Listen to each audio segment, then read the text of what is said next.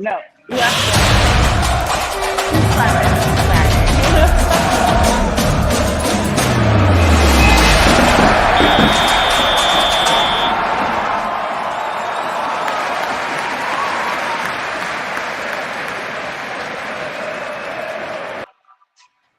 Welcome, welcome, welcome. Another episode of our pod. As you can see, we have the Liverpool fans already celebrating the Hey! Carabao Cup that they didn't care about for so long, but now they care about it. So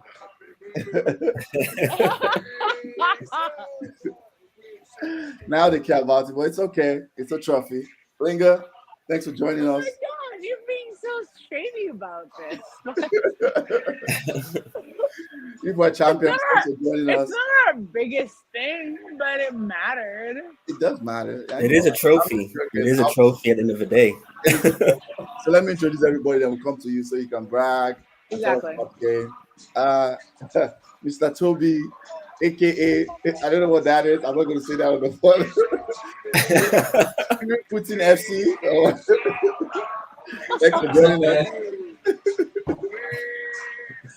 And Josh, United fan, thanks for joining us. Yeah, always a pleasure.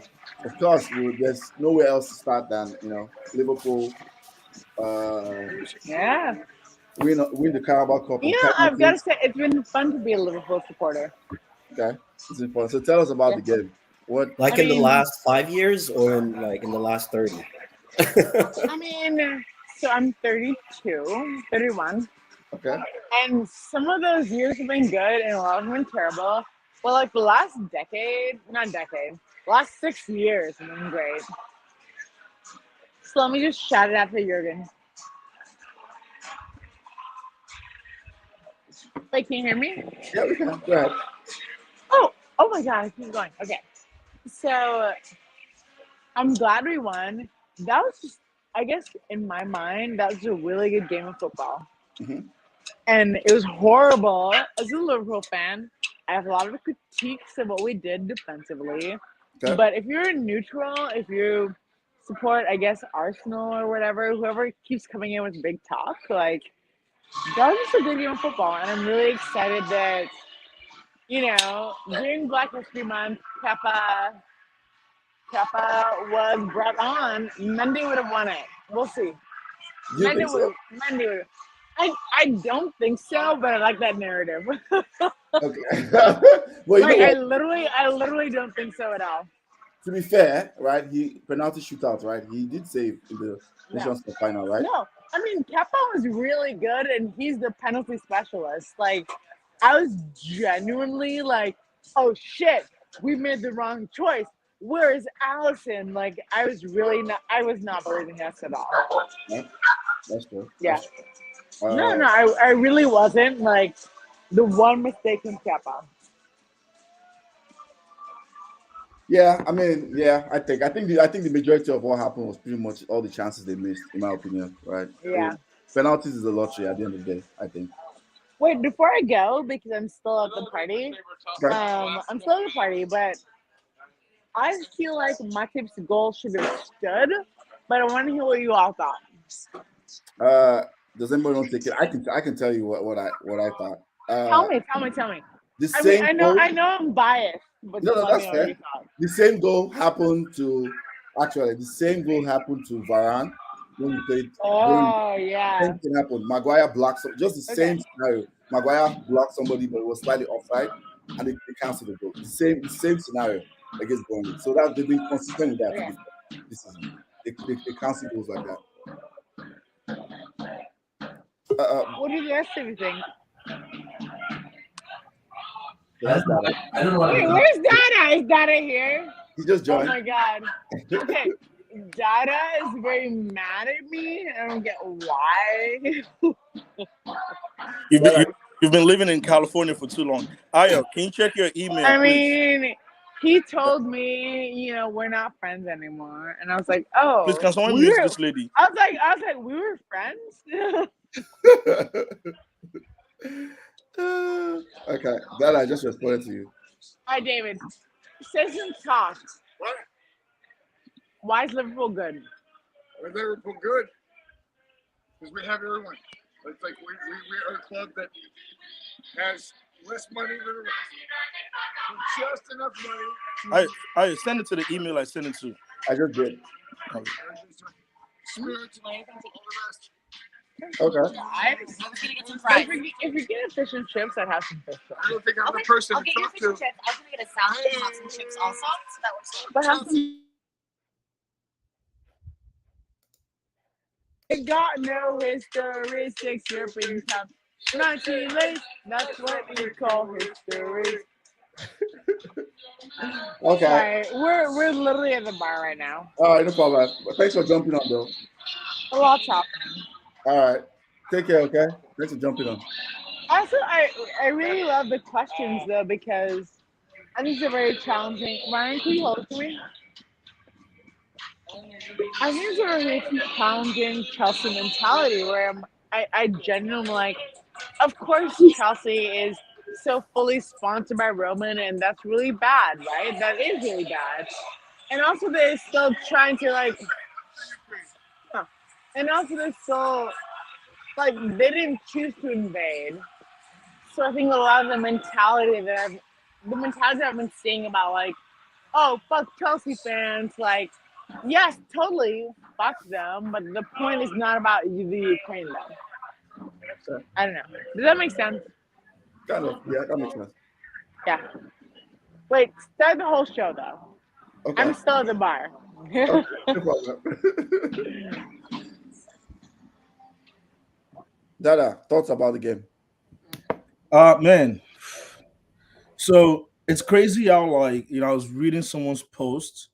Man, that game did not feel like a League Cup final, right? Like I think historically, and the reason is because one, historically the League Cup has always been City versus some team that they're not gonna win.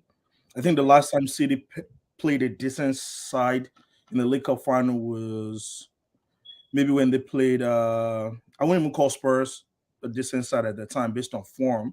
Yeah. But I think City played, I want to say Chelsea, and ended up going to the penalties. I can't remember. So City has won it 5 times. I can't remember them playing a decent side. Is it they're playing West Brom or some Villa. I'm sorry? I said they played Villa 1 year. They played Villa, yeah. So that's kind of like what's happened historically. So I think this is like the first time you've seen 2 teams who can go toe-to-toe to each other. And also, too, the way things were kind of shaping up, you were expecting. I think both teams really needed the cup.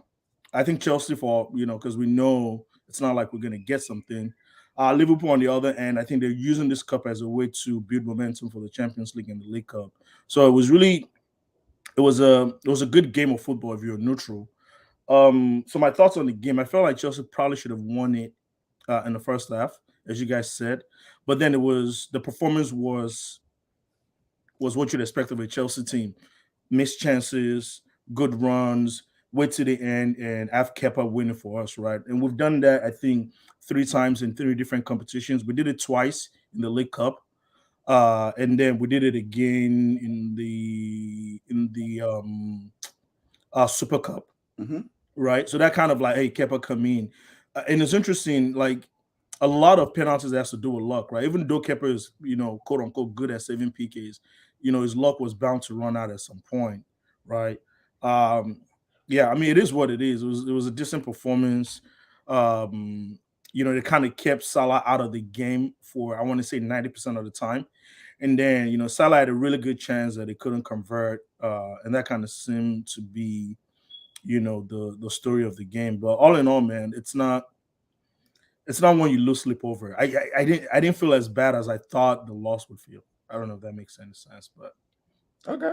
Yeah. Before you go, let's take comments. Okay, I think Anik. Hey, Dada. Okay. chill, mommy. Come now, Toby. You're just mad that what Romy Bro has done more. Wait, have we talked about it? Have we talked about the old Ukraine thing or no? No, we've not. No, Okay. That's the next topic. Why Kroenke can't even decide what to do with what of North London? Bama Trump of North London. Can we move on? It's not worth the response. I suspect that's Idris. I have a strong feeling that that's Idris. It's not worth the response. Let's move on. Baba Udumos. Hey, I'm happy today. It was a victory for the rest of the world against the Russians. So we're good. that's all you have to say. That's all I have to say. I think no, I already said I think Chelsea should have won it. I also don't know why Lukaku's goal was ruled offside. He was offside. It was marginally offside. But I thought they said we're not going to call things like that this season. I don't get it. Yeah. That one I don't get. I'm not sure 100%. I want to say the rules for the League Cup and the league are different. I'm not 100% sure because I remember there was one time there's certain things that will fly because even VAR was used in the league before they started using it in the League Cup. Yeah. So there's always some sort of Like consistent. Yeah. I can see Lukaku's goal standing in an EPL game. I mean, yes. I don't get it. I thought they said if a part of your body couldn't win these so-called marginal things, I don't know. To me, that was as someone watching the game as a neutral, I was like, no, that's not offside. Even after I saw the lines, I was like, I thought VAR was supposed to rule out, you know what I mean, like the obvious thing, but maybe they haven't fully implemented it and I'm reading it wrong. But I think Chelsea should have put this game to bed in the first half, even the number of chances. And it's just unfortunate. But, sometimes, the world wants to send a message to dictators that they can't keep winning. So it's all good. One main talking point I want to address, Josh. Do you think? I think that's the last main talking point. Then we can move on to the main topic. Yeah. Do you think Kepa should have been subbed down?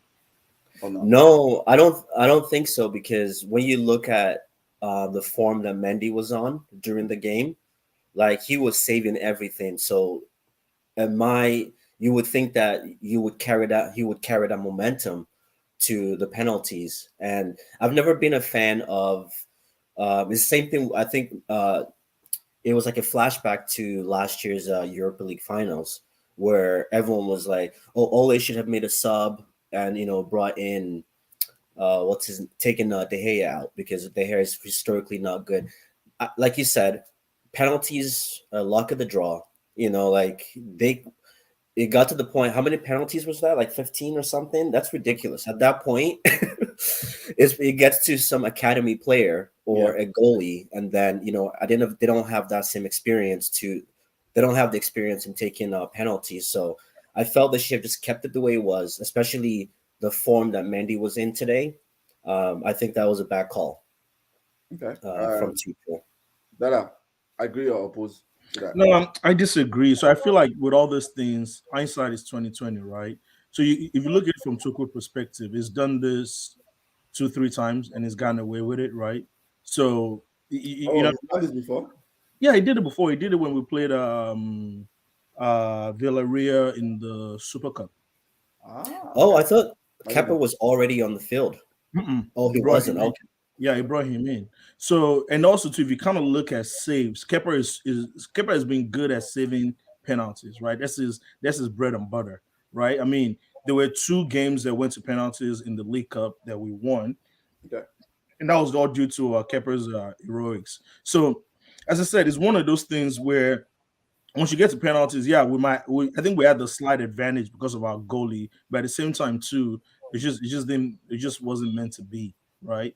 So I see your point. Like you want to keep the same goalie, right? But at the same time too, if something has worked for you before, as human beings, you're tempted to try to do it again. So okay, I forgot to mention this. If you're joining us, please like, share, subscribe. It's Footy Fantasy. It's at the bottom of the page. Like, share, subscribe. Hit the notification button. Turn it on. One thing I want to talk about, last thing before we move on to the other topic. I saw a stat that said since they started telling goalkeepers to stop coming off their line, right, where they have to put 2 foot and 1 leg, the saving rate of penalties has dropped from like 81% to about 75%. It was dropped. Yeah. So, I mean, the sample size is still small, of course, right? We know that that's how stats work. But it's just something I saw that was pretty interesting, because it almost feels like now, and I started noticing that since they started doing like almost everybody's a good penalty taker now because, like everybody takes very good penalties now. But I saw that, I was like, interesting. It looks like it's harder for goalkeepers to save penalties now, now that they've taken that off the table. I think. Yeah, it does make sense because now you got to overthink everything, right? You got to focus on the player and try to guess based on their body position where they're going to go, while still trying to have both foot on the line, right? Because he's wanting to save it and then have to retake it, which is a nightmare for goalies. So yeah, it does make sense. It does make sense for sure. Okay. So I have one last thing to say about the offsides. Don't you guys think like the angle that they always show the offsides line from is kind of flawed? You would think they should show it from different angles, like aerial view, Yeah. Side view, like they usually show. I think that's a better way for us to judge. And like Toby had said, is Lukaku's like finger was offsides. It's like, is he going to score with his finger? No, you know what I mean. So it's like, where do we draw the line? Because before VAR, it had to be clear and obvious, right? We had to see a little bit of faith. I think it was like a foot was a distance for the ref to call, for the linesman to call offsides, right? But now with VAR, I feel like it's just gotten too technical. I keep using this analogy from example from Mourinho last season, where he joked about how like he has to have players shave their butts so that way their hair is not offsides. You know what I mean? It's it's getting ridiculous, but I feel like they need to review what is truly offsides. And I'm sure we're going to talk about handball later on too. So, for sure. Toby, do you have something to say, or do you? No, I think I would agree with that. I don't know why they choose to show an angle view that's clearly not parallel, right? Yeah. And I think maybe they're just going to the last camera angle of the action shot, but I don't think that's the angle VR officials are looking at when they're making the decision. And they have so many cameras, like they can literally see every single place on the field. So it's just what the consumers are seeing, and I don't know why they're not. I mean, tennis that uses the whole eagle eye technology or Hawkeye for 20 some years, it's a cartoon, and you see the line, you see the ball drop, boom, and everybody sees and they make the decisions. So I think VR will eventually get to that point, but right now it's not there. And I don't think it's the technology, it's the implementation of the technology. So I mean, we just watched the Euros recently, and everybody was like, "Man, so this is how VAR can work, right?" Yeah. And then you work in the EPL, and it's the same VAR, and you're wondering, "What are you guys doing?" So hopefully, the EPL gets their act together and they use the technology properly and they write the procedures that make sense. And I also think they're still inconsistent with when they call the referee to the side. And so some teams will feel aggrieved because they're like, well, in this case, you didn't even allow the referee to see it. Whereas in this other case, you stopped the game for 3 minutes. And then it seems as if there was a deliberation, whereas they still talk amongst themselves, even though the game is continuing and they can call it back. But the average fan is not watching that to see, well, has VAR finished shooting? So it ends up feeling as if, oh, they didn't even consider that handball, but they probably did over the next 2 minutes. It's just they didn't let us know they were considering it. So everybody feels this thing is too inconsistent. That foul was ignored, but maybe it wasn't. We just don't know. So yeah, I agree. I think VR's implementation hopefully will get better. There's no excuse in the EPL. There's literally no excuse. There are other leagues with less money that are doing it properly. So it's just the English game, I guess. I agree. Moving on to, I guess, I'm staying with you, Toby. The main topic for today. So, of course, background for people who have been hiding under a rock, possibly some people might have been. Roman handed over ownership. Hey, stop! Did he hand over? Sorry, okay, I take that back now. Responsibility. Yeah. Still owns the whole thing. He still owns it. He didn't hand over ownership. He handed over custodian. That's the word. Custodian. That's the exact word he is. Custodian of the Chelsea Football Club to the foundation, right? And the real new report that came out today, I saw that 2 hours ago. The foundation still said they are still considering, the terms of this handover of custodianship of Chelsea Football Club, because they want to make sure they are not a front. They are not a front for Roman. So I saw that news that just came out broke on the Athletic and the Telegraph. So of course, there's a lot of criticism of Roman due to his links with Vladimir Putin. Roman came out and gave a statement. I think the first person to talk about it was Tuchel before the game, saying he understands the criticism, just giving background and context to everything. The MP said there were possible sanctions. They want him not to own the club. He should hand over the club. And that's one of the MP. I think it was Bryant, the Labour MP, came out and said that. So there's a lot of, they say they are considering possible financial sanctions on Roman Abramovich and everything. So give me that context. Mr. Toby, tell us what your thoughts are. Okay. Sure. What your thoughts are. Yeah. So give me a few minutes to set the stage. Okay. I can sympathize with any Chelsea fan. I can understand the moral dilemma they're facing. If the Russian billionaire bought Arsenal and transformed us to a winning team, and all of a sudden Putin does this crazy thing, and there's all this blowback, I would be conflicted because on one hand, I feel this guy has been a great steward of the club, right? Thanks to his money. And I would also be like, well, what's going on as well? And I want to say something for people that just think I hate Chelsea. I have been on this podcast, I've said it many times on Facebook, that Chelsea is probably the best run football club in England. Yeah. And so this takes nothing away from the professionals that run Chelsea, their scouting strategy, how they buy players, how they sell players, how they treat their coaches, their training. It's a very, very well run club. I wish my club was run just as well. However, that said, I feel the entire world is waking up to a new reality where we thought by engaging more with Putin and his cronies, we would serve as a calming influence because literally our futures are tied together. Germany's making the same calculation. They get most of their gas from Russia. They're like, well, why would they blow us up if we're economically linked, right? There's this mantra the West has of don't isolate nations, but form economic ties and capitalism will cure all ills, whatever. So I just wanted to say that I'm not against Chelsea. I'm not against the club, but I do feel it's clear we need to make some statements, right? Which is that no one should be arguing whether Abramovich is Putin's front. Like, we know he is. Like, let's not argue about the stuff that everybody knows about. The issue now is what do we do since we don't want to go to war, right? Nobody wants to put troops on the ground, and it's come out to say, okay, Putin has made this particular move, and everybody's like, WTF. Whether people want to argue whether, people, I've heard arguments, well, America went to Iraq, America went to Sudan, blah, blah, blah. And those are all, I told Tom the other day that that's like saying when you're talking about when they just killed a black man in America and we're saying Black Lives Matter, you two start saying, well, all lives matter too.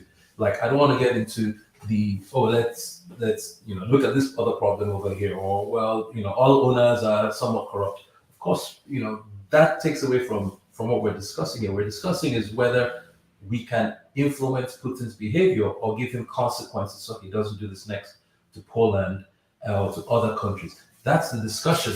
And so I feel he should not be allowed to own a football club. He should never have been allowed to own a football club.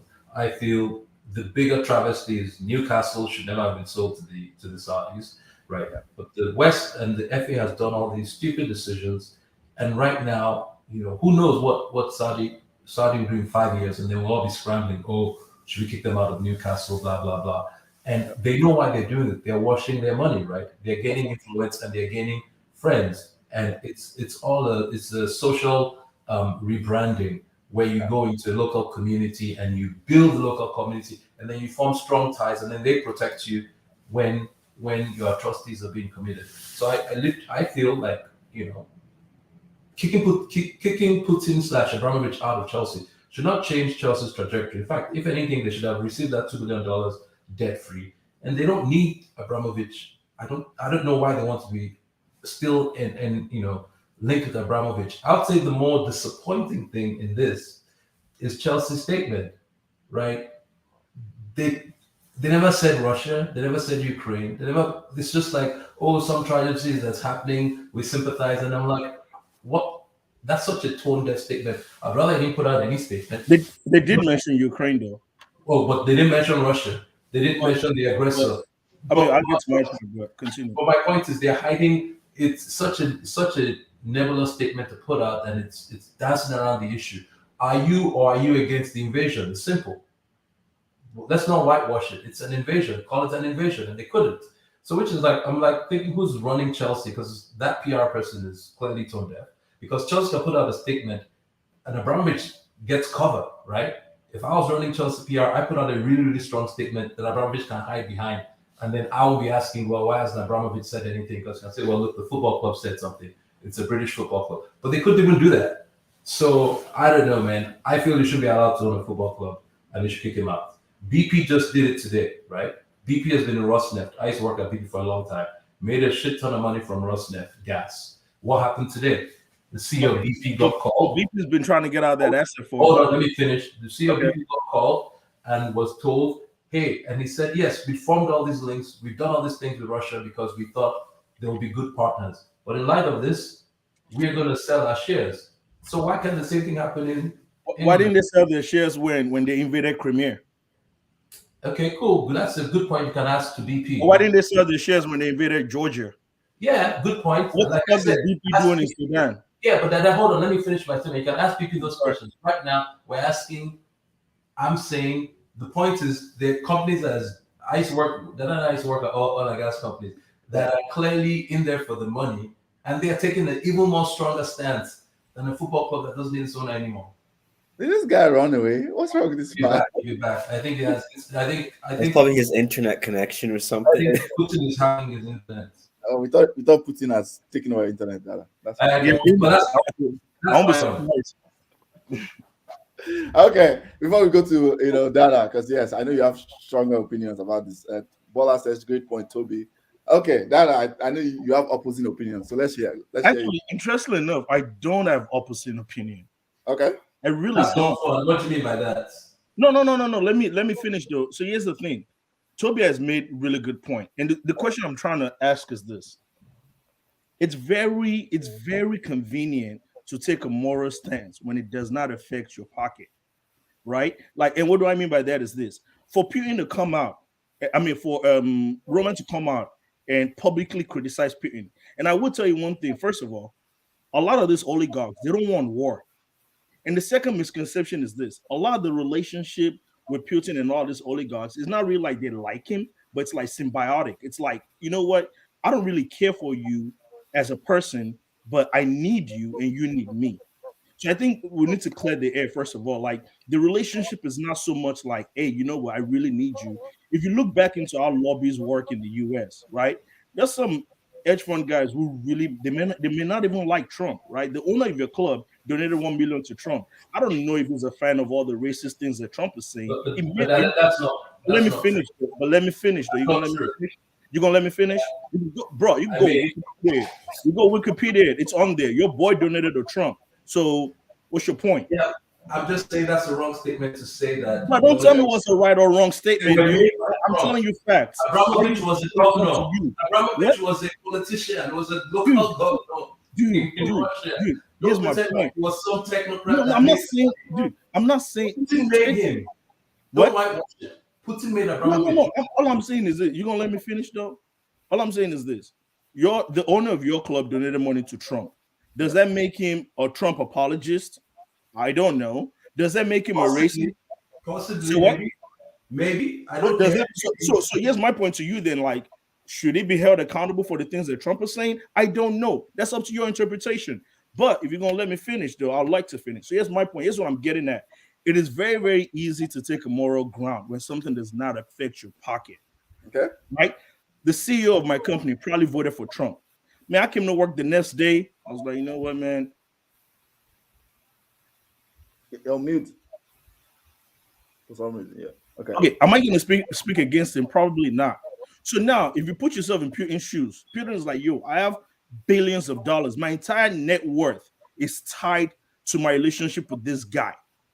Right? My entire net worth is tied to this. Would I let my club make a statement that could antagonize and affect my net worth, all the things that I've worked hard for? Now, what do you want to make the argument of if God is money morally or immorally? Bruh, most billionaires are not ethical. So I don't know if you know that or not. Show me an ethical billionaire, I'm gonna show you a fucking liar. You're making false equivalencies. I'm not making false equivalencies. All I'm doing is stating facts. No, I'm not doing false equivalency. No, it's not. It's facts. there are ranges of there are ranges of. So if you kill one person, you kill a million person. The person that kill a million is worse. Yes, because guess what? If I shoot morality does not someone work like that, bro. Morality does not work like that. Wait. There's. But you didn't let me make my point, though. See, moderator. Okay, but my okay. Let me finish. Then you can talk. Let me finish. So my point is this. So I'm going to make 2 points. One, what Putin is doing in Russia, is it wrong? Yes. Can Roman come out and make a point against Putin? No, because his net worth is tied to this. Simple as that. Now, if you can tell me today that if you were in Putin's shoes, if you were in Roman's shoes, you're gonna come out and talk against this guy and lose all your money. If you tell me you as a person can do that, but that's a counterfactual. Even if I told you I would do it, there's no way to prove it. We don't need to debate what is. It's not. There's no point. If I tell you yes, you're gonna be like, I don't believe you. If I tell you no, this is not a lesson in logic and fallacy, dude. All I'm doing is stating facts, bro. So but you're asking a question that can't be proven. No. I'm asking a question that you cannot answer. I know the answer to that question. I know the answer to that question. I know the answer to that question. So I know the answer to that question. It was how do you know the answer when we can't prove it? I know the answer, bro. We ain't gonna lie yet. We're all human beings. That's the point. You can't prove anything. But you're gonna let me move on. Yeah, but don't make those. You're gonna let me talk though. Wrap it up. So that being said, do you expect Roman to say something? Yeah, you can have all the expectations. Is it realistic expectations? Hell no, it's not. So I've addressed the second point. Your third point is they shouldn't allow Roman to own a club in Chelsea. But guess what, though? Wish I asked this man again. What was the British government doing when they bought the club in the first place? Can Newcastle own a club? Right? Should the owners of PSG be allowed to own PSG? So the problem is this: when it comes to money, people it's a bit too. What's what I'm looking for? It's a bit too late to try to retract all these things that we've done now. Okay. That is the issue. That is the fundamental problem. Here's the thing. I agree with you. Morality-wise, clubs should have started from the get-go. Hey, guess what? These are the standards that we set for you to own a football club. They should have set that standard. But guess what they did? They didn't. They're like, you know what? If you did a little bit of crime, that's okay. We're going to set the standard really high, though. A little bit is okay. Guess what a little bit does? From 1 million investments from a corrupt politician to 1 billion investment from people who are killing journalists. People forgot Saudi Arabia is killing journalists, but guess what? Newcastle's like, we're going to turn a blind eye. So now let me state another point too. There's a bank in Switzerland. They found out that these people were collecting money from. Let me finish. They were collecting money from corrupt politicians. They were collecting money from known human traffickers. But guess what? The bank needs that liquidity. So my point is this: 0 hypocrisy or 100 is all hypocrisy. There is no a little bit of morality here or none.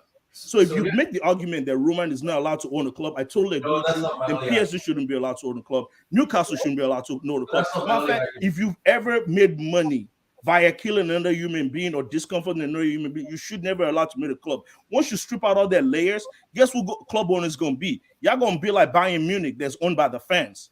Either you're owned by the fans or you're not owned by anything. So I still don't see your point. And by the way, you're on mute. My fact, wasn't the previous owner of your club an oligarch too? He wasn't an owner. Let's be clear. You're on mute. An oligarch. Am I still muted? No, you're not. No, you're good now. You're good. You're good now. Can you hear me? We can. Dada, why can't you hear me? Let me address your fallacies, because what you're trying to smear loving this, which is really impressive. You should go on Fox News after this. But you're trying to smear the issues. The issue is simply this. Go to restart. Go ahead. Whether Abramovich should not have been allowed, he was allowed. Yeah. We don't need to go back to the past. Yes. The question is, what should we do now? And why are we doing it? We're not doing it to hate Abramovich.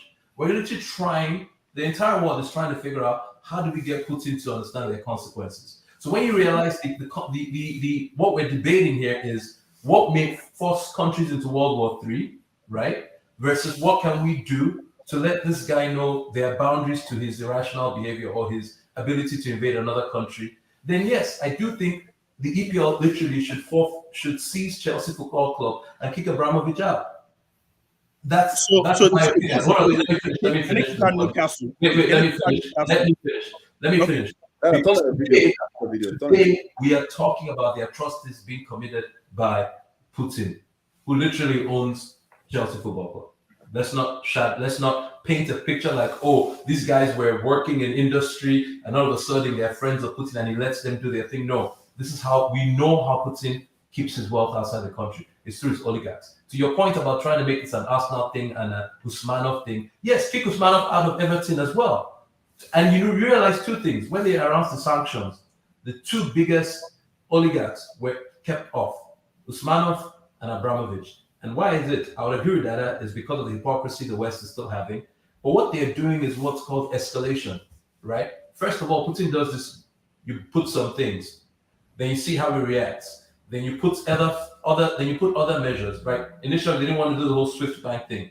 Now they've done the Swift bank thing. Initially, they didn't want to send weapons to Ukraine. Now the EU agreed to send weapons to Ukraine. First time they've ever done this in history. Everyone is escalating in order to stop this crisis. So for me, it is a point where at some point, Abramovich is in Moscow.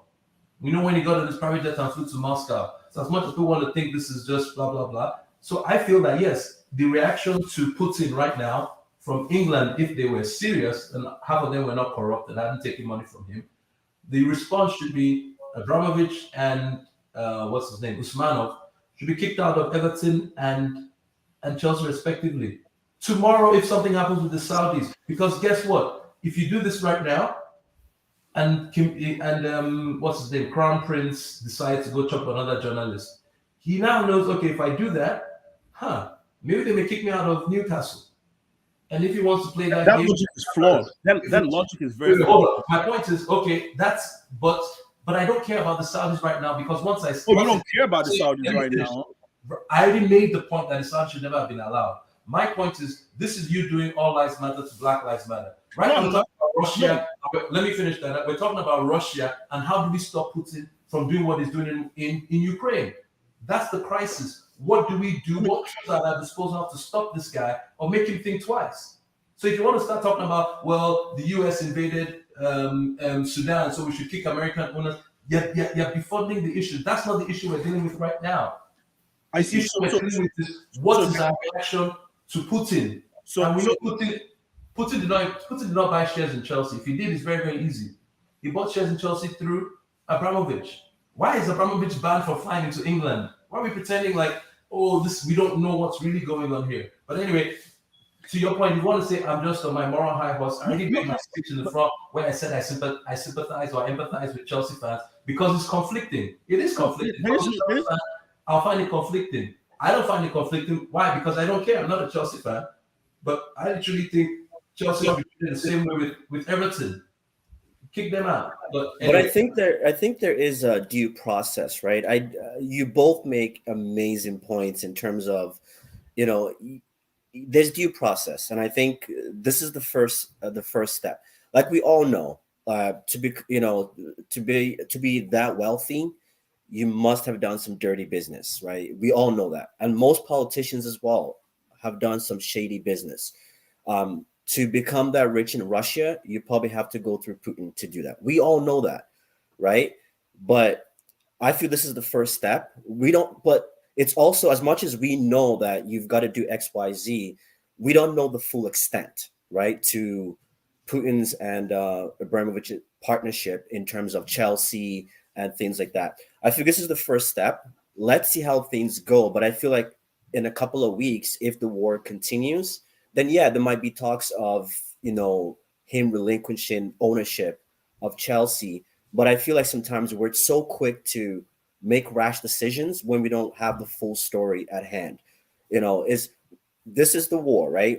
No one knows who planned the war with Putin. No one knows. What all just saying because they're all rich, they're all part of this plan. We don't know that. There's news that. Yeah, I'm not blaming. I don't think Abramovich wants war. This is not a personal. Yeah, so okay, if he doesn't want war, it's like saying. So it's the same argument. It's the same argument of, people are saying, Russia should be banned from all sporting events for the next 10 years, and it's like, okay, that's great. That's great. Do you think I can guarantee? Well, not guarantee, but a lot of Russians don't want this war. They don't. Exactly. So we need to be able to separate. We need to separate the government from the people. Same thing. But Yes, he's that's why Russian, we're and going- yeah, But he's that's sorry. exactly why they're going after Abramovich, because that's the method. That's how Putin keeps his wealth outside Russia. It's That's literally through this. Yeah. That is his medium of preserving wealth. Is he enriches his technocrats? They buy real estate in London, they buy artwork in Paris, they buy shit in Toronto, in New York, in Miami, and he indirectly has those assets, and he controls. Do you think That a is his method. megalomaniac? You think a megalomaniac like Putin really cares about money at this point? So why are you so upset about it then? Who's upset? Me? No, we're not. No, I'm not really upset. I just want to make a super quick point though. Here's the thing. What I'm trying to say is this.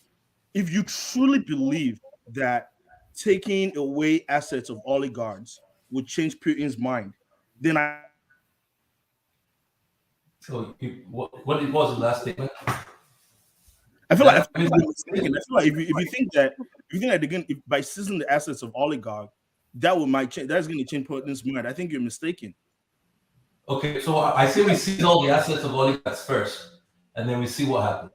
What I'm saying, yeah, it's going to make an impact, but I feel that there is a due process, right? And even then, even if he was to relinquish ownership, there is that insurance policy of like what over $2 billion. Sorry, it's kind of counterintuitive. What part of Chelsea is Abramovich's net worth? I'm not sure. You told me I'm not an Abramovich expert.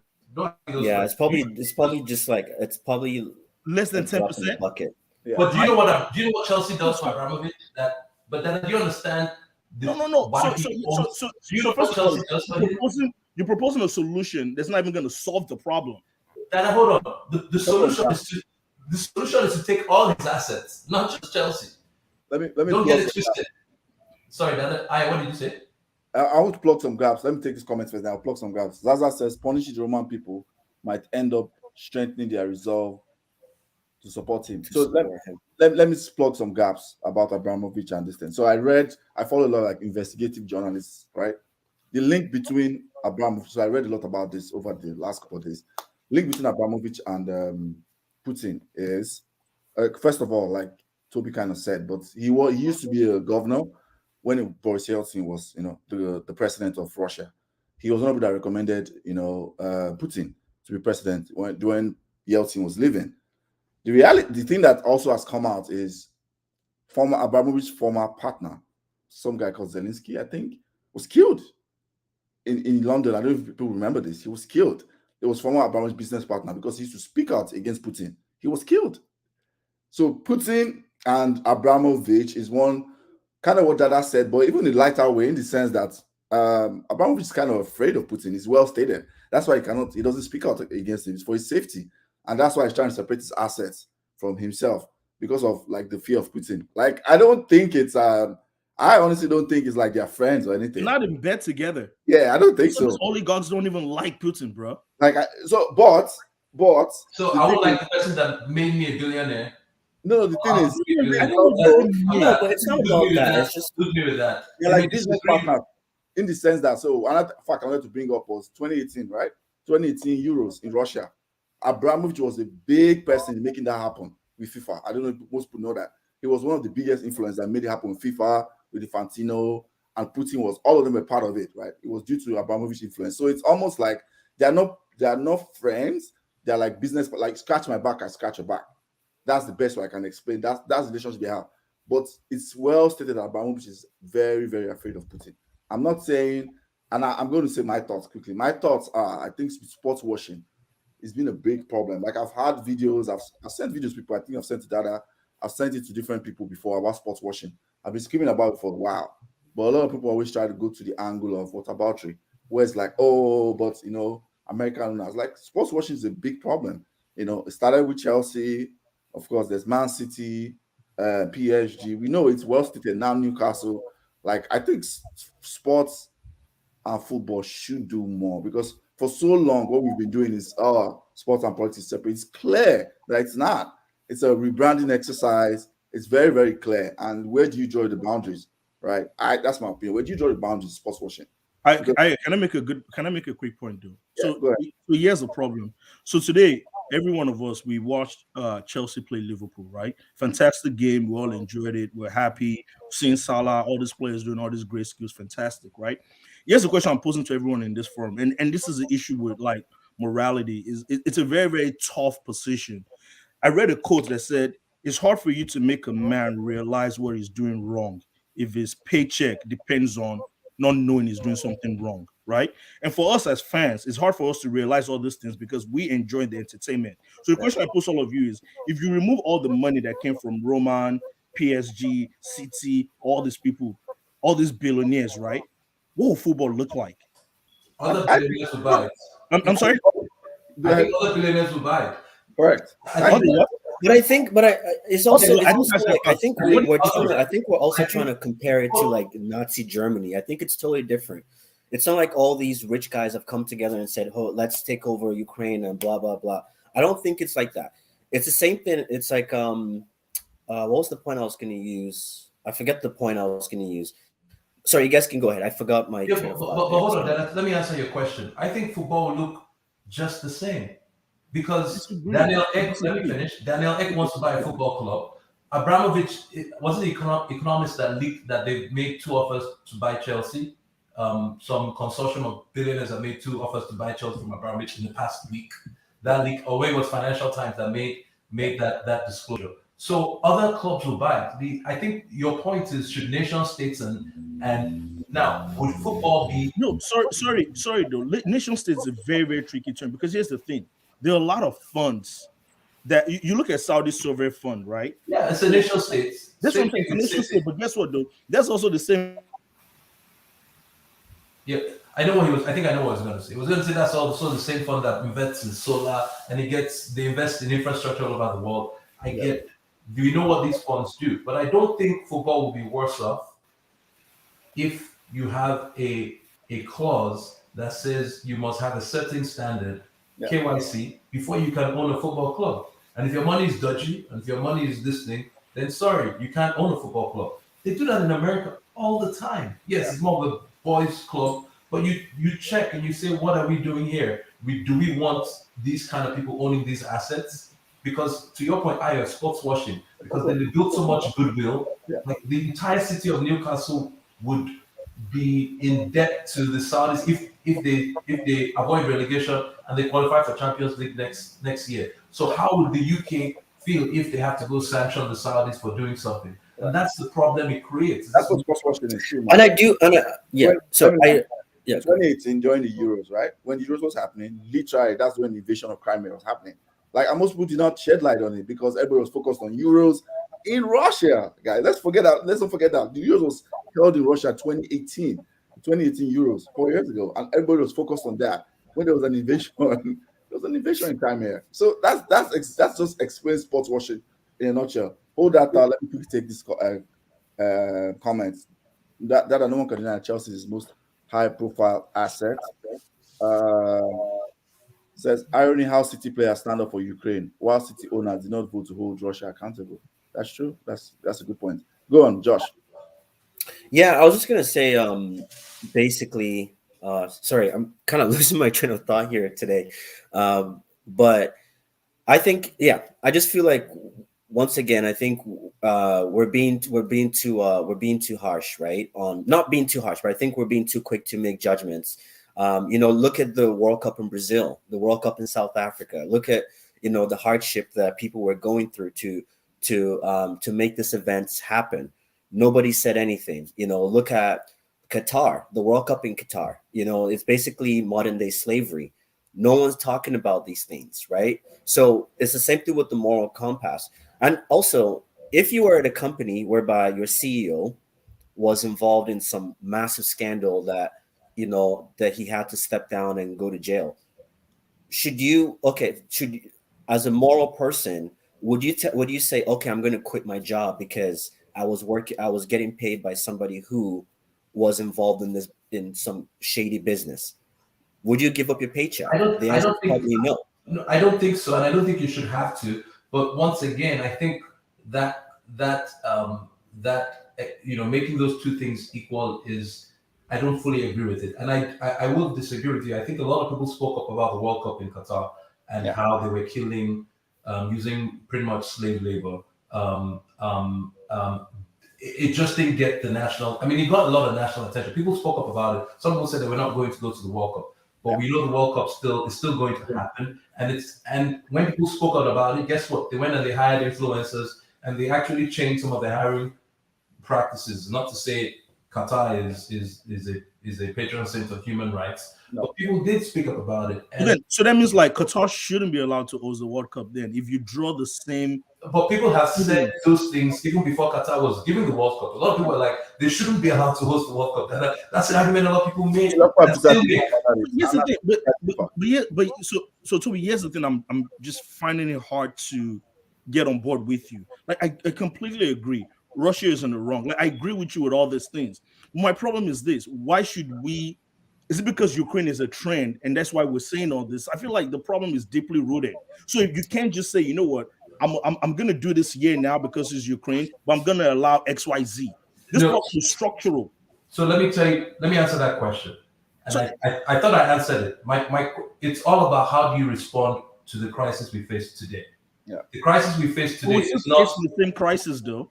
Sorry, say that again. Like, we're still facing the same crisis though. Like, Saudi is still bombing Yemen. There's still like human rights violations going on. And I think all the players have not stopped, and they're never gonna stop. But you know that it takes, the world doesn't, Obama said this is not a very perfect union. Sometimes we go back and forth. But the point is, I think it takes an event like this, which is historic.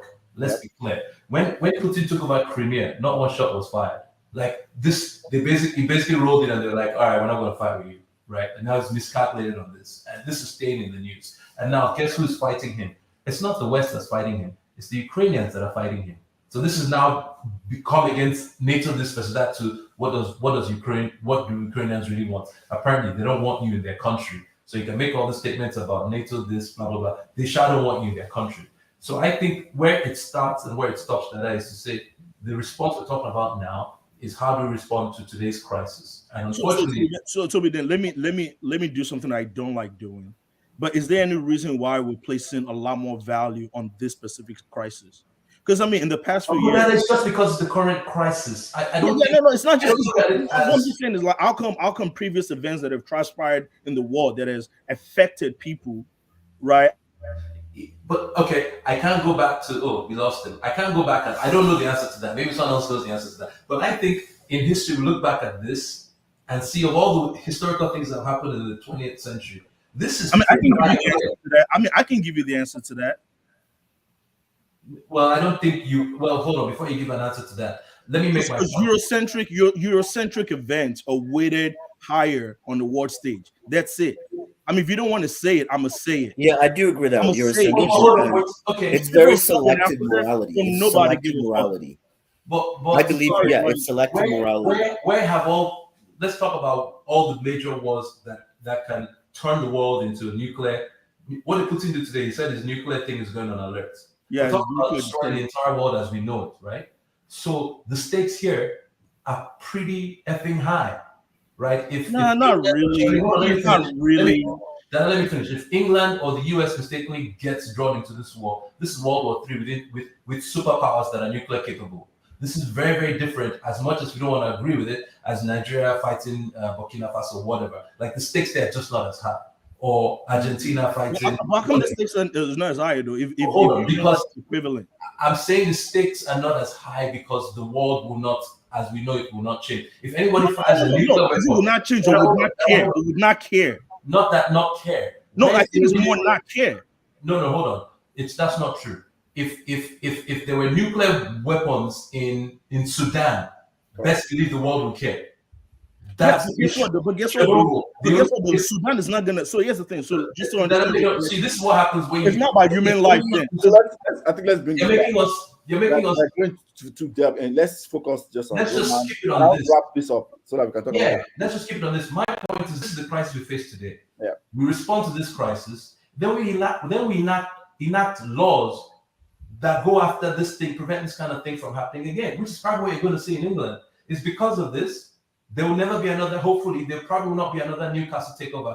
And that Newcastle takeover may be under scrutiny. They may find some way to, it depends on money. I don't want to give my faith to politicians. but they are going to make some changes because everyone assumed Putin was okay, just corrupt and just a dictator, and they accepted his bounds of behavior, and now he's showing, oh, you thought that was how far I can go? I can go really far.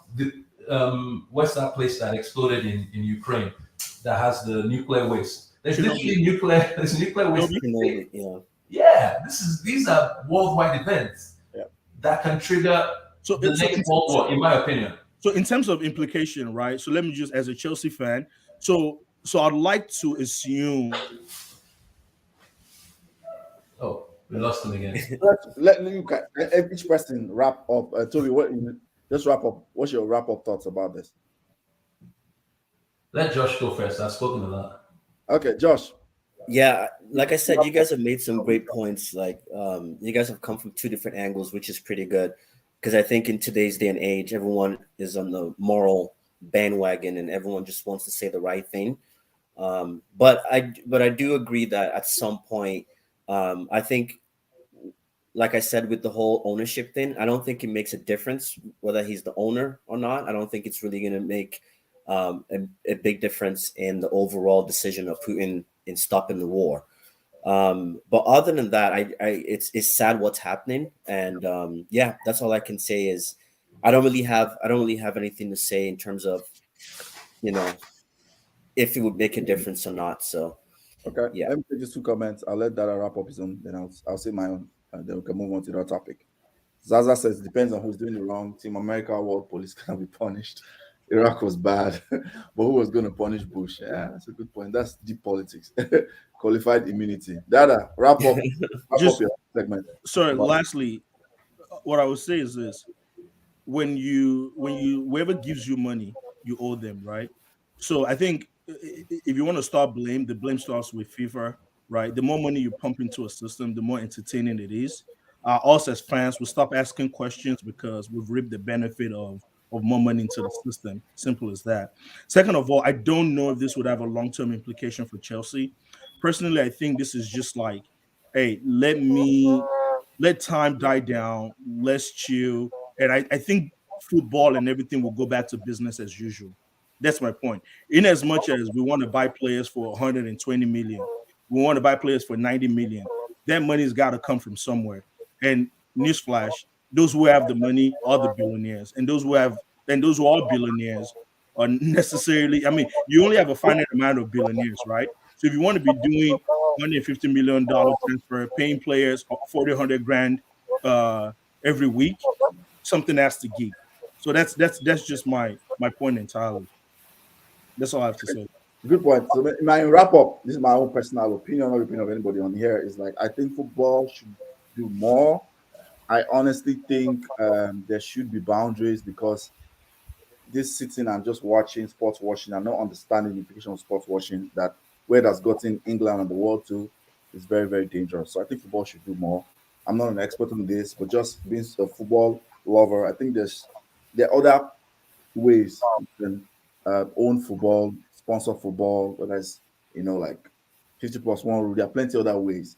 We know that when FIFA or football wants to find solutions, I always go back to this. Like what happened, we saw literally football continues in the pandemic, and everything went. They found a way to test, and the games went.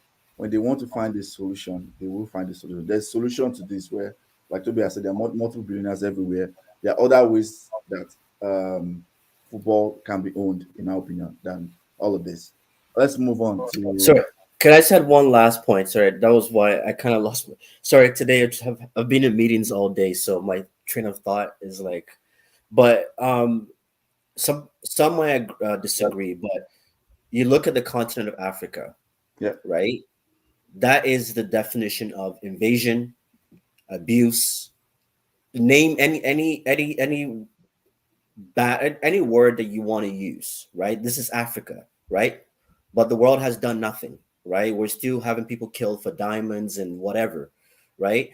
I'm going to use this example. So in Canada, we went through a whole month of the convoy truckers. I don't know if people heard about it around the world. Yeah. Whether you agree with their reason for protesting or whatever it is, in a democratic society, you have the right to protest. right, against the government. Doesn't matter what it is. Um, our Prime Minister Trudeau did absolutely nothing. He didn't talk to the convoy members, which, as a leader of a country, it is your primary duty, whether you don't want to or not, or you don't feel is right or not. As a democratic leader, you should always have the table open for conversation, whether you agree with them or not. The means of getting rid of the convoy truck, that was that went against democracy, the pillars of democracy. But what did the Western world do? Kept quiet. Kept quiet. It was all over the news. Everyone was complaining. Even Canadians that were against the convoy said that was not right. The way, a peaceful protest like that. The West did nothing. If this exact same incident, well, our prime minister, this incident happened in the summer with India and the farmers. Our prime minister was in support of the protest. If the same event happened elsewhere, whether it's in Africa, in Asia, in South America, wherever, that's not the West, all the Western world would have come together and said, "This is not right. This should not happen." Whatever, they would probably have sanctions, and there'll be hashtags everywhere. So this is where I say, when it comes to, it's very selective. I think Data said that with the whole Eurocentrism. It's whatever America, NATO believe is important. Even though the war is important, we know that.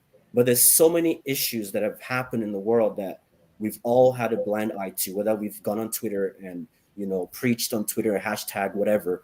At the end of the day, if organizations like FIFA, governments do not listen, then it's just hot air at that point. So that was the point I wanted to bring when I say we all understand about morality and the right thing to do, but I think it's all about agendas.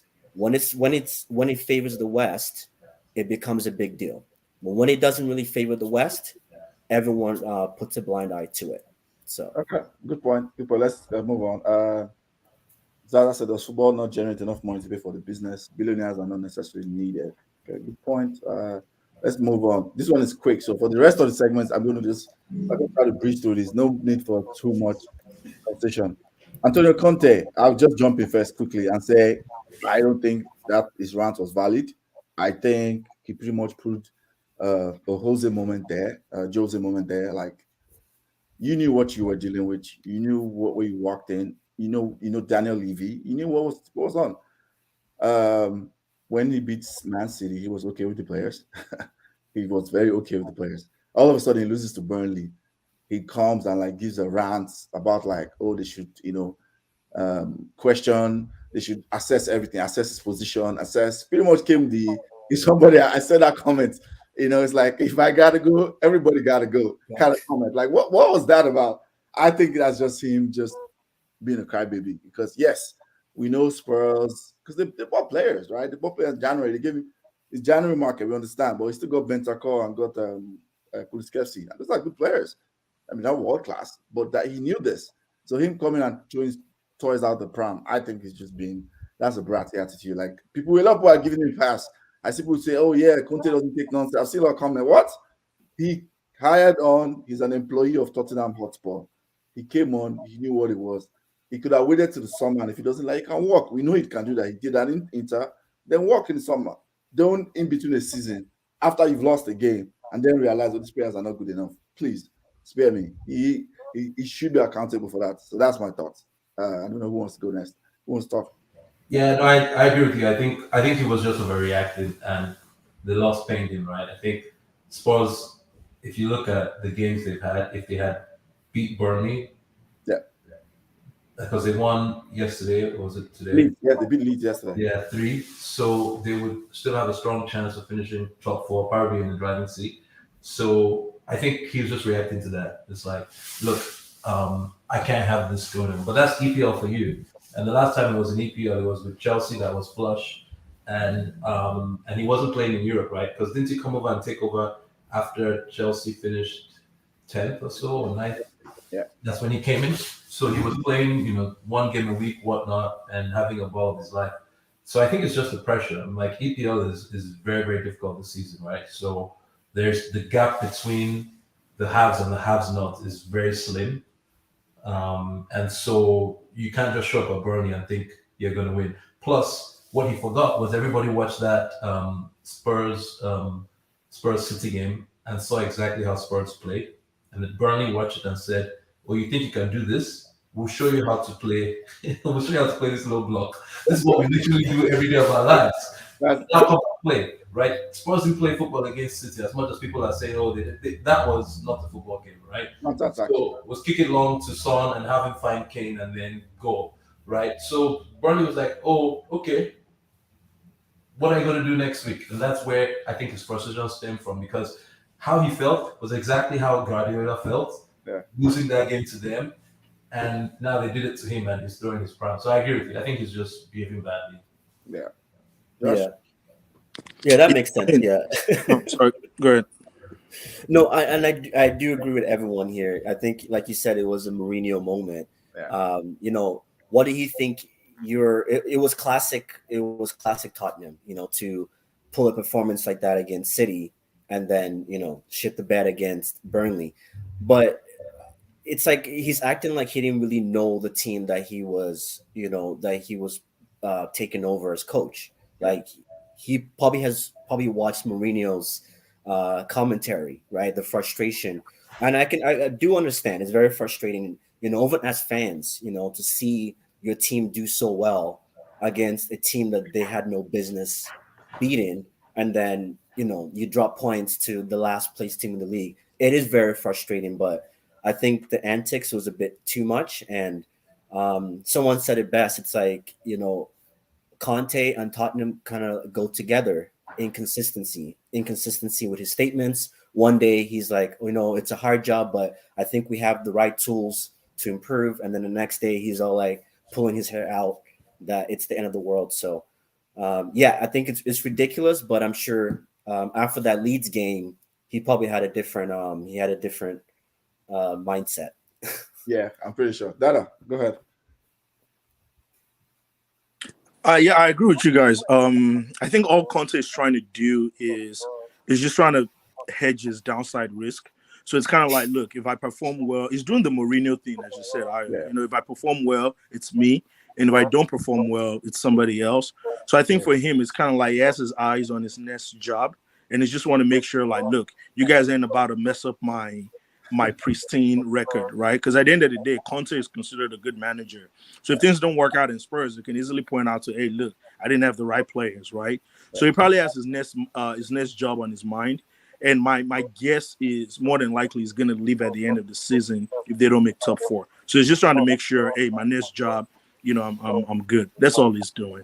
So, but the thing I'm surprised about is how the club lets him get away with that, though, right? It almost seems like no one is checking him, and I think the reason is he knows he's better than Spurs, and Spurs knows that Conte is better than them. So it's kind of like when you're dating a girl that's a 10 and you yourself you're a 2. You kind of have to like, what I'm saying? You gotta like, all right, cool. I'm gonna let you say that, right? So I think that's what's going on right now. That's a good point. That's a good point. Okay, let's move to predictions.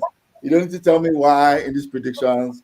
Just give me your EPL winner, top 4 in order, and Champions League winner. That's all I need from you. I'm going to go to Josh first because I know you're ready.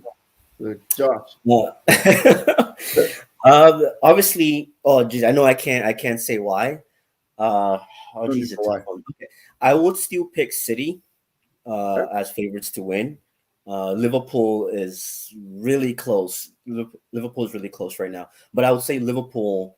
I think we're going to have the closest title race since the Liverpool City title race, that 90, how many points that they had back then. I think it's not going to be exactly that, but I think we're going to see a lot closer of a race. And then I still believe Chelsea will finish third. Okay. The fourth place is very hard. That's a difficult one to put my finger on. But if I had my fan hat on, I would say Manchester United just because of our squad depth. But realistically, I want to say Arsenal to finish fourth. if they have no injuries and the players are healthy, I would say Arsenal. Okay. Champions League winner. Oh, Champions League. Champions League. Yeah. In the last show I did have PSG and Liverpool potentially making to the finals. I want to say PSG, and now that the Champions League is now in France, I think this might be Mbappe's way to say goodbye. Okay. Toby, let's go. Tell me yours. Can you hear me? Yeah, I can hear you. Okay. Similar to Josh, I think Liverpool will win it. Sorry, I think City would win it. Yeah. And then I put Liverpool second. I think City wins it 3 to 5 points. Then third, I have Chelsea. Barely. And then fourth, I have Arsenal. I think Arsenal probably has the easiest schedule going in, and the game in hand they have. So the game in hand to make them play the same points is with, I believe is with City or with Liverpool, one of them. And then the Arsenal is still going to play Spurs. That game, the FA is waiting to schedule it when it's going to be the biggest draw for viewers. So don't be surprised if they schedule it the last day of the season, especially if those two teams are fighting for fourth. And then so that's top four for me. I United had top four locked down, and I just don't know how they pissed it away. But I think the schedule in March for United is devastating, and I just don't see them getting it. So that's my top four. Champions League winners, I'm gonna still go with City. I think they deserve it. I think they're the dark horse. I don't know why people aren't rating them that highly this season, but I don't see a lot of problems in that squad. And if Guardiola doesn't overthink himself and doesn't try to solve every problem with calculus, if he gets the final, he would win it. Like I think this is the year if they get to the final, I think they win it this year. I don't care who they play. Okay. Dada. Actually, I'm gonna go on the other side. I think Liverpool's gonna win the league, especially after this cup run. There's just something about winning cups that kind of gets teams fired up. So I have Liverpool winning the league. I actually have Arsenal. So top four is going to be Liverpool, City, Chelsea, and Arsenal. And Champions League, I think Chelsea is going to retain the cup again. So just gonna throw that out there. You were smiling when you said that. You couldn't even say that with a straight face. I did not say it with a straight face. Actually, it was not with a straight face. So, yeah. And what else is in? Yeah. So that's it. Yeah. Champions League is going to be Chelsea. Chelsea. Okay. Yeah. I think it's going to be City for the league, Liverpool second, very close. Might be 1 or 2 points actually. I think we might see something similar with the final 2 days. Chelsea third. I think Spurs will finish fourth. I really do think they'll finish fourth. Yeah. I pick Spurs fourth. So I think City will win the league. Like I said, Champions League. I think Liverpool win Champions League. As a United fan, I hate it, but I think they will. I think they just have everything. They have everything. They have everything to win Champions League. They have it. Like structural team game. Van Dijk is looking back to his best. All the injuries I see can score them. If they need Thiago back for sure, but then they have firepower. They can win individual talent. So yeah, those are my picks. Let me quickly take comments before we go to the final topic, which is Kudos and Donkey of the Week.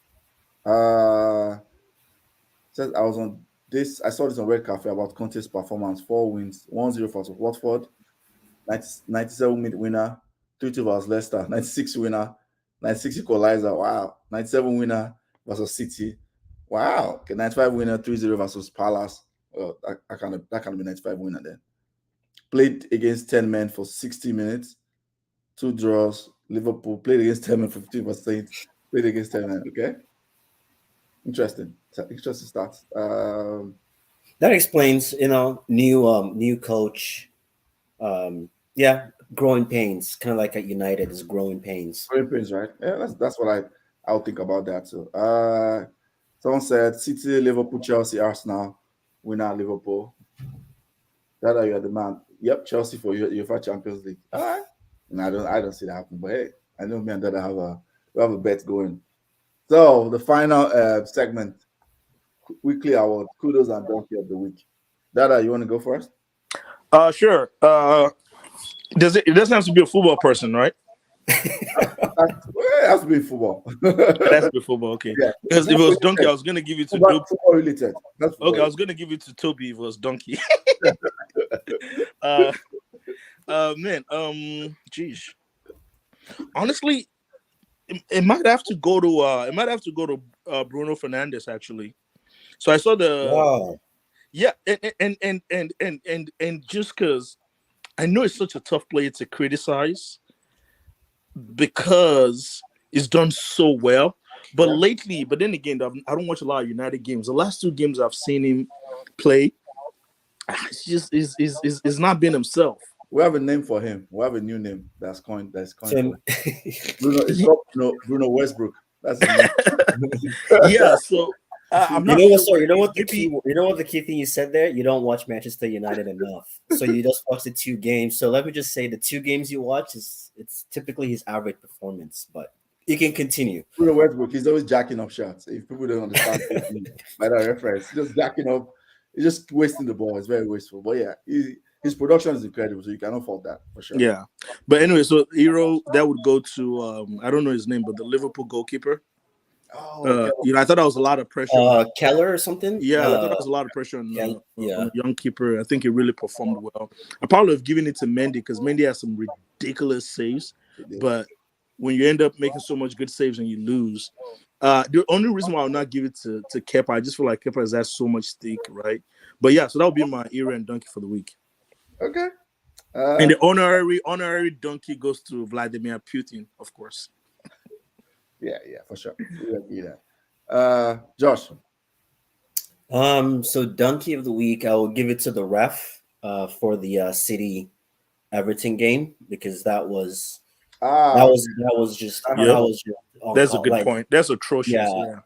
I was with City fans at the time because we had just finished the United game and everyone was like, "Are you kidding me?" Over the City fans, you're like, "This is a joke, right?"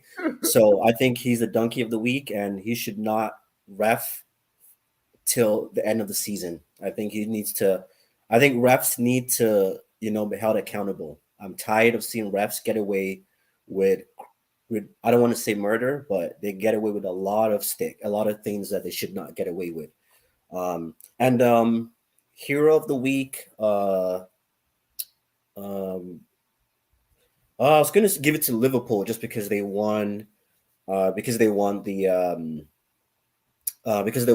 what's it called, the Carabao Cup. Yeah, I'll give it to Liverpool, and I would say also I'll give it to what's his name, to Mendy. I think Mendy has been tremendous, and and I actually I asked the question in my other group chat, and I said, since Mendy has won the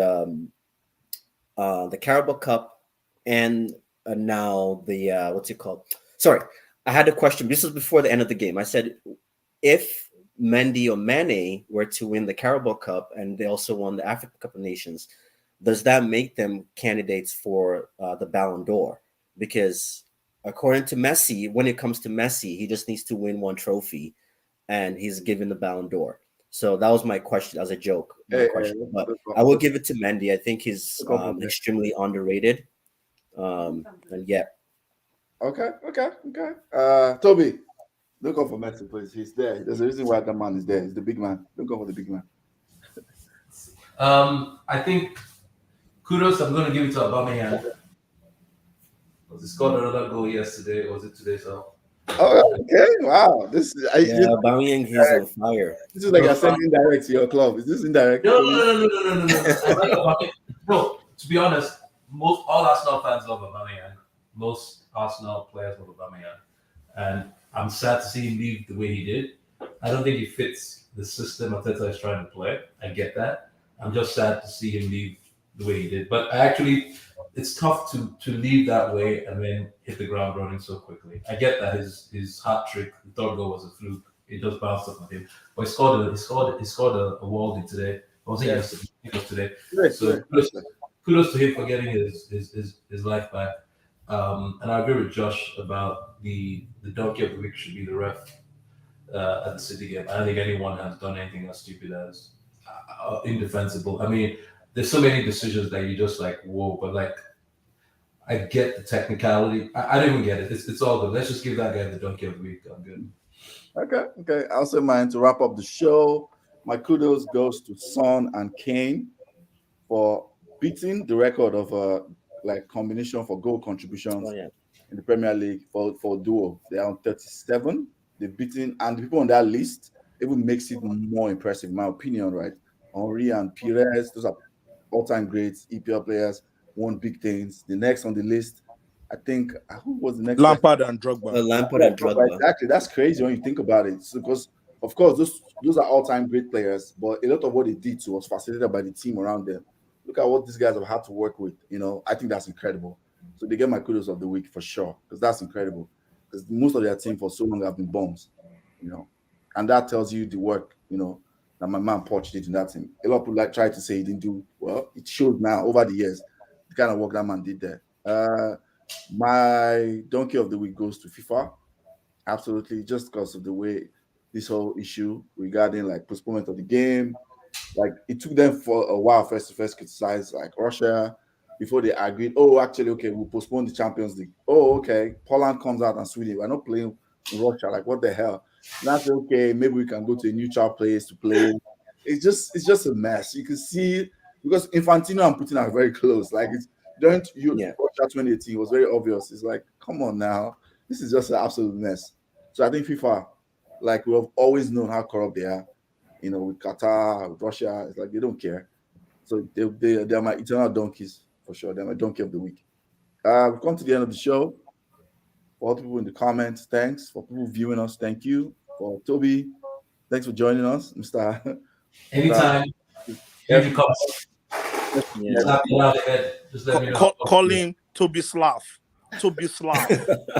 Hopefully they'll give you Ukrainian passports.